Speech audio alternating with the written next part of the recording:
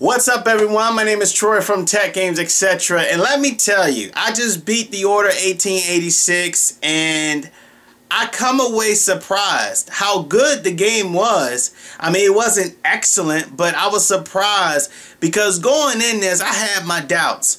But before I start, if you didn't see one of my last videos where I talk about how The Last Guardian may be Sony's last chance at greatness, you can go ahead and look in the link for the description box for a link to that video. Now let's get started. Today, this is my Order 1886 review, and like I said in the beginning, this game was surprisingly good, but not worth 60 bucks. It's more of a rental. But the overall story, you are this man named Sir Galahad who's been pretty much framed, and you go through this game proving your innocence. Well, this game actually starts off the end at the beginning, where it's more of you're the character and you play the game to show how you got to that point of being arrested and jailed and all this other stuff. So that was pretty good. Now let's talk about some of the things I truly like. If you're not looking at my stuff I'm leaving down here, this gameplay, this game has some of the best gunfights, most intense gunfights I've played in a while. Now, it reminds me sort of you know, The Darkness 2. If you play this game, The Order 1886, there is a hard mode, which is good, and you take off aim assist.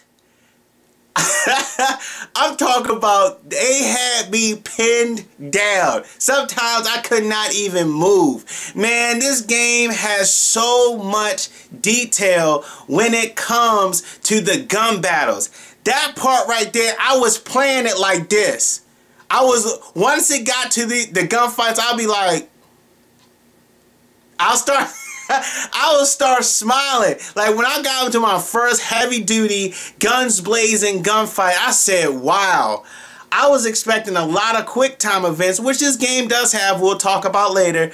But I was like, oh my gosh, like how the environment reacts to your gunshots. Like I was in some rooms where I just shoot a vase just to see if I can shoot it.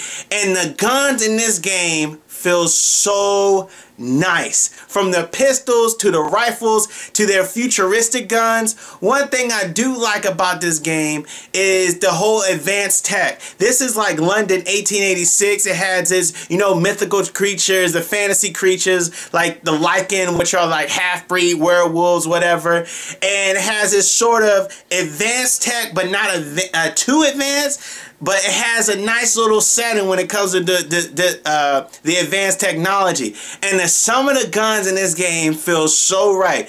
Have you tried the arc gun? The arc gun is so much fun. It's like a gun where you charge it, and it shoots out this bolt of electricity. And how the animations in this game, oh, it's so wonderful. Like, if you use the arc gun, you can actually rip people's limbs off and you see blood and you'll see, like, I don't think you see burns, but you can rip their arms off. It's like an instant kill. But the one gun that I love the most is called the thermite gun. The thermite gun, I'm going to show some clips. You're going to see me shoot out these little bullets that create dust. Then you shoot out a fireball, like a ignite, like fireball, or a projectile, like not a napalm, but you know, like a tracer round that has fire on the tip of it, and it ignites everybody, and it goes like the animations alone is like, wow. Like, I love the ragdoll physics. I love the collision detection. I've shot guys in the head, the whole body reacts. And it was just like so incredible, yo. Like, they put their effort into this engine because it reminds me somewhat like Last of Us, when there's like some cutscenes when he dies and things like that. I can see that. But that was just the few things that I really like about this game, especially how balanced the guns were. When you deal with certain rifles, there is muzzle climb, there is accuracy depending on what gun you choose.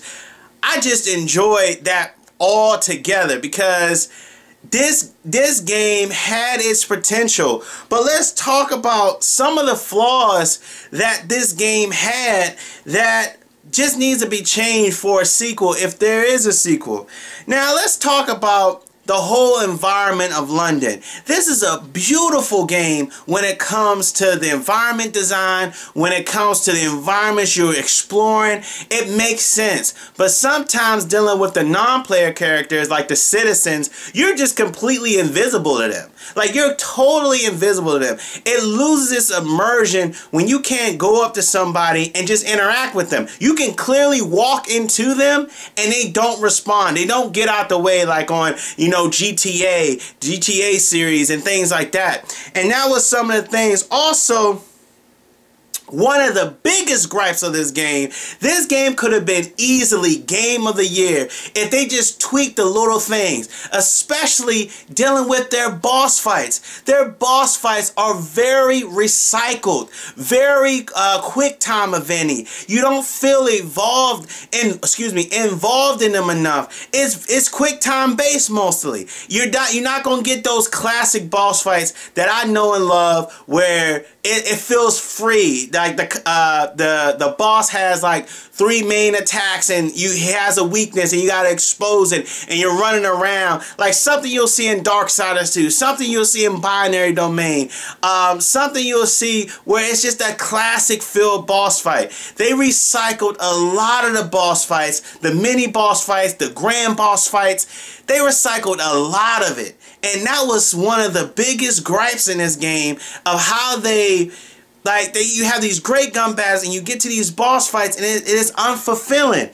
Now also you had these predictable sneaking missions, very predictable. Like they tried to offer a variety of stuff where you can go in guns blazing or you can go in sneaking. Some missions you had to sneak or it'll be an instant death. But when it's dealing with the sneaking aspect, it was very predictable. Like I think they rushed the part because most of the guards will not overlap paths of the other guards. For example, if you play like Splinter Cell or Tenchu or something where you have to dispose of the body and get rid of it for guards come back to that point, it's not there. They actually put everyone in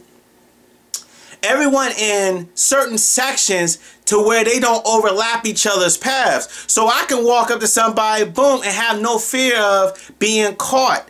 Now also, there are some parts in this storyline, like the storyline is good, the dialogue, the facial animations, the cutscenes, the graphics are beautiful. Like sometimes when they seem from cutscene to graphics, cutscene to gameplay, it's a smooth transition. But there were some parts in the story that I questioned. I can give you some examples without spoiling anything. When certain things happen, you will be like, well, how did this character know this happened? What gave him a clear sign that this happened? Because there was no sign in the story to say, hey, they found out or they did this, they did that. And that was something where I was like, nah, they could have wrote that better. They could have wrote that a lot better. Also, there are no type of bonuses beating it on hard. You do get, I died a lot. And for some people, this game was long. It was more than 10 hours. I was expecting something real short, but it wasn't. Like, I played this game for 2 days before I beat it, but I died a lot. Because I'm telling you, some of the scenes I'm showing y'all, the gun battles were awesome. I cannot explain it enough. This game deserves something after the storyline. Like something like an online mode, something like a survival mode. Because I'm telling you, the guns, the animations, everything, it deserves so much. Because Man, when I was playing this, I said, man, if they just added this whole gunfight battle to some survival mode, some type of online mode where it's balanced and stuff, it would have been epic. Now, also, there is a cliffhanger. There is going to be a sequel, hopefully. How they did this cliffhanger, it could have been better. Again, you'll start to question some parts of this story. But overall, the Order 1886 was a good game, but unfortunately, it's just a rental.